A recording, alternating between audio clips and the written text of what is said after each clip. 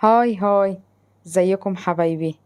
تعالوا نعمل غدوة جميلة جدا وخفيفة، أو عشوة اللي يريحكم.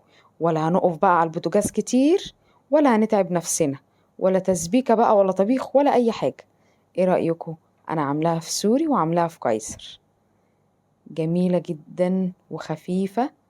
جنبها شوية بطاطس محمرة كده، شوية سلطة طحينة. تحفة. تعالوا أقول لكم أنا عملت ايه.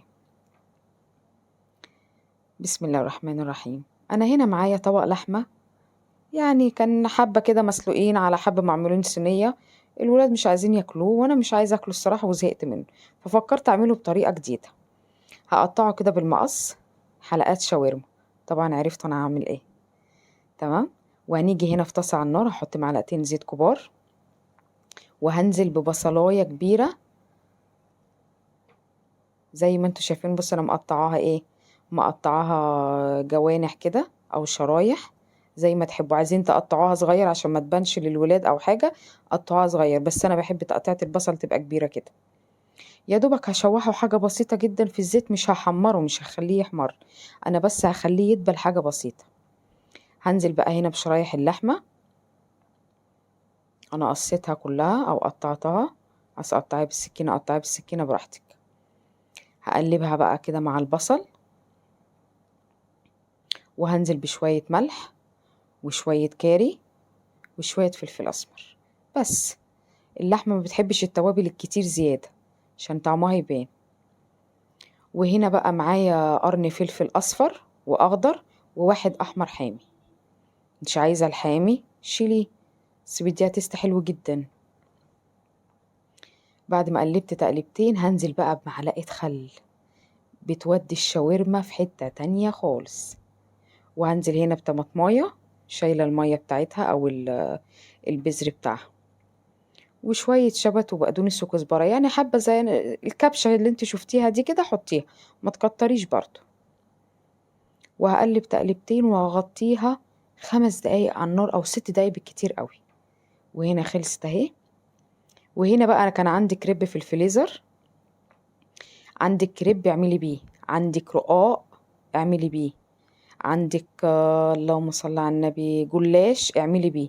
نفس اللي انا هعمله هنا اعمليه في الجلاش او اي حاجة عندك.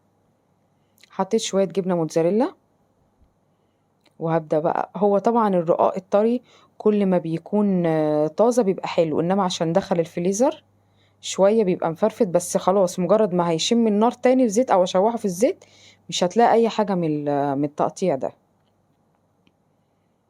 انا هنا بقى ايه طبقت اهو، واللي هخلصه احطه كده في صينية على جنب. وهبدأ بقى اعمل تاني واحد. خلاص انا خلصت الكمية، وهاجي بقى هنا الجريلا.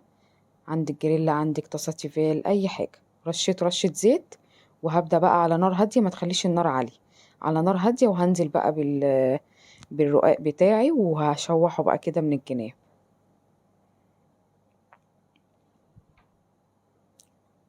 ولا هنقف بقى في مطبخ كتير. عايزة اقول لكم ان اكلة ما خدتش معايا ربع ساعة، ولا تسبيكة بقى في الحر، ولا فرهضة، ولا طبيخ، ولا رز. نغير بقى يا جماعة شوية من الاكل ده. اهو انا خلصت اهو، شايفين جوه بقى شكله تحفة.